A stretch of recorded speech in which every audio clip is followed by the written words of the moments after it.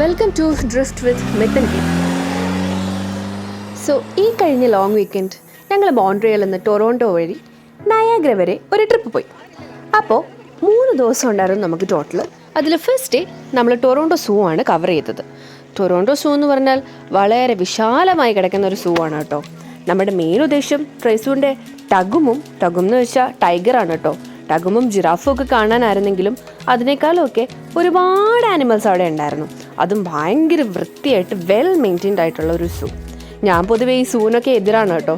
എന്നാലും കുട്ടികളായി കഴിയുമ്പോൾ നമ്മുടെ ഒരുപാട് പ്രിൻസിപ്പിൾസ് നമുക്ക് മാറ്റി വെക്കേണ്ടി വരുമെന്ന് ഞാനിപ്പോൾ കഴിഞ്ഞ 1 വർഷമായിട്ട് പഠിച്ചുകൊണ്ടിരിക്കുകയാണ്.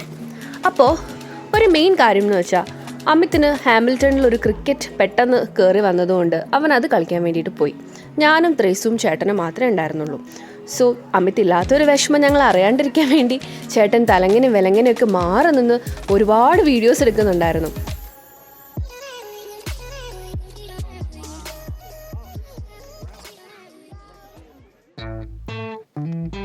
ഇത് അമിത് ഹാമിൽട്ടണിൽ പോയി കളിച്ച ക്രിക്കറ്റിൻ്റെ കുറച്ച് ക്ലിപ്സാണ് കേട്ടോ.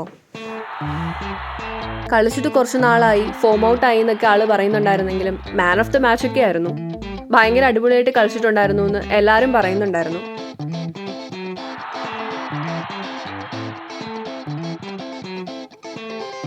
അമിത് വളരെ ചെറുതിലെ തൊട്ടേ കളിച്ചു തുടങ്ങിയതാണ് ക്രിക്കറ്റ്.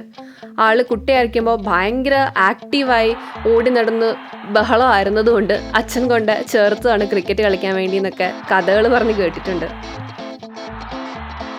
പറയുമ്പോൾ കുറച്ച് തള്ളലായിട്ടൊക്കെ തോന്നിയാലും ഒരു രഞ്ജി ക്യാമ്പ് വരെ പോയിട്ടുണ്ട് കേട്ടോ കക്ഷി. സോ അങ്ങനെ ഡേ 1 കഴിഞ്ഞു. ഡേ 2 എന്താണെന്നല്ലേ? ഡേ 2 നമ്മുടെ മെയിൻ പ്ലാൻ നയാഗ്ര ആണെങ്കിലും പരോക്ഷമായി കേരള കറി ഹൗസ് ആയിരുന്നു എൻ്റെ മനസ്സിലെ മെയിൻ പ്ലാൻ. സോ നമ്മൾ എന്ത് ചെയ്തു? നേരെ അങ്ങോട്ട് വെച്ച് പിടിച്ചു. അവിടെയാണെങ്കിൽ കയറി ചെന്ന ഉടനെ നല്ല എല്ലും കപ്പയുടെ മണം. എല്ലും കപ്പ എന്ന് പറയുമ്പോൾ നിങ്ങൾക്ക് മനസ്സിലായില്ലെങ്കിൽ ചില സ്ഥലത്ത് അതിനെ കപ്പ ബിരിയാണിന്നും ഏഷ്യാടെന്നൊക്കെ പറയാറുണ്ട്. സോ ഞാൻ മൂക്കും മുട്ട തിന്നു. എൻ്റെ അമ്മയുടെ ഭാഷയെ പറഞ്ഞാൽ വയററിയാണ്ട് കഴിച്ചു.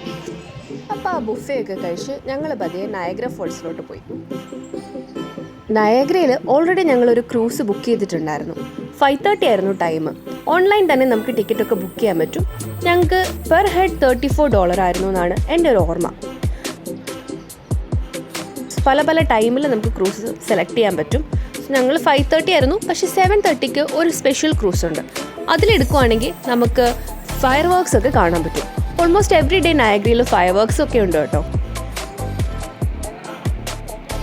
ചേട്ടന് US വിസ ഉള്ളതുകൊണ്ട് തന്നെ ചേട്ടൻ പതിയെ റെയിൻബോ ബ്രിഡ്ജിലേക്ക് പോയി. ഞങ്ങൾ ക്രൂസിന് വേണ്ടിയിട്ട് ക്യൂ നിൽക്കുന്ന സീനാണ് നിങ്ങളിപ്പോൾ കാണുന്നത്. നമ്മൾ വളരെ അച്ചടക്കത്തോടെ ക്യൂ നിന്ന് അവസാനം ഇപ്പം എത്തും.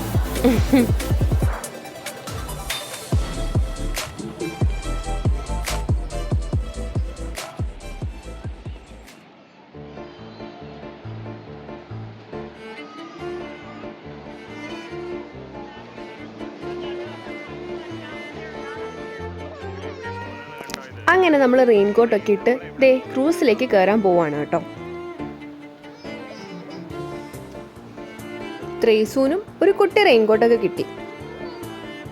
ആള് അതിടാൻ വേണ്ടി ആദ്യം കുറച്ച് മടിയൊക്കെ കാണിച്ചെങ്കിലും ഞങ്ങൾ ഒരു വിധത്തിൽ ഇടിയിപ്പിച്ചു.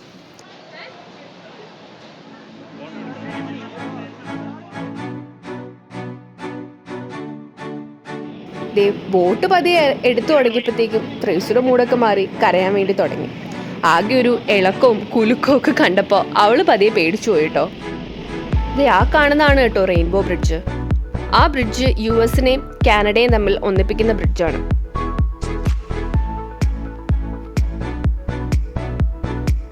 ഈ ഒരു റെയിൻബോ ഉണ്ടോ, എന്ത് ഭംഗിയാണെന്നറിയോ? എത്രത്തോളം ഇത് ക്യാമറയിൽ കണ്ടാൽ നിങ്ങൾക്ക് മനസ്സിലാവുമെന്ന് എനിക്കറിയില്ല. പക്ഷെ നേരിട്ടത് കാണാന്ന് പറഞ്ഞാൽ ഉണ്ടല്ലോ, അതൊരു അടിപൊളി എക്സ്പീരിയൻസ് തന്നെയാണ് കേട്ടോ.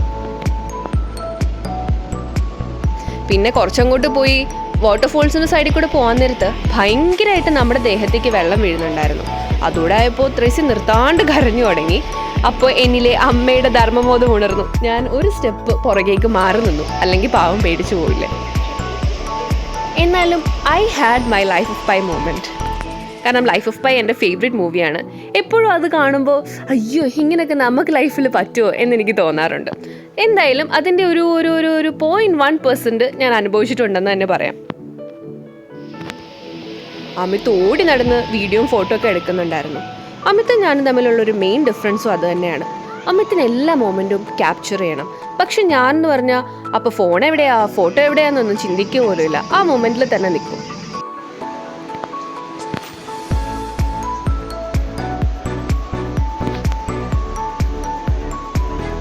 ഈ വെള്ളമൊക്കെ ദേഹത്ത് വീണ് അവസാനം നന്നായിട്ട് തണുക്കുന്നുണ്ടായിരുന്നു കേട്ടോ. എന്തായാലും ഇറങ്ങിക്കഴിഞ്ഞ് ഒരു ചൂട് കാപ്പി കുടിക്കണമെന്നായിരുന്നു പിന്നെ മനസ്സിൽ മൊത്തം. ഇത് US സൈഡിൽ നിന്നുള്ളൊരു ചെറിയ ക്ലിപ്പാണ് കേട്ടോ. ചേട്ടൻ ഞങ്ങൾക്ക് വേണ്ടി കുറച്ച് ക്ലിപ്സ് ഒക്കെ എടുത്തിട്ടുണ്ടായിരുന്നു. അങ്ങനെ അത് കഴിഞ്ഞ് ഞങ്ങളിതേ വീണ്ടും നടന്നു. അവിടെ ഒരു സുവനീർ ഷോപ്പ് ഉണ്ടായിരുന്നു. അതുവഴിയൊക്കെ ഞങ്ങൾ കയറി തെരാപ്പാരൊക്കെ നടന്നിങ്ങി ഇറങ്ങി പോന്നു. ഒന്നും വാങ്ങിയില്ല.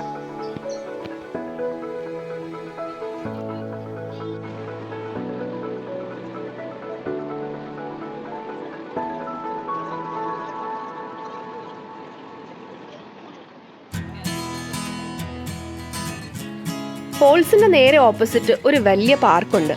അതുവഴി നമ്മൾ കുറേ നേരം ത്രൈസുമായിട്ട് അങ്ങനെ നടന്നു.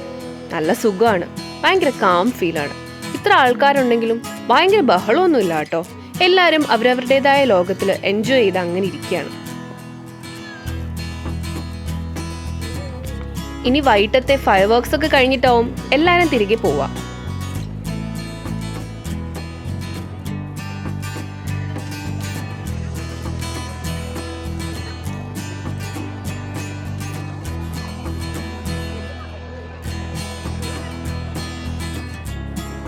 രാവിലെ നമ്മൾ കണ്ട നയഗ്രയെ അല്ല രാത്രി കാണുന്നത്.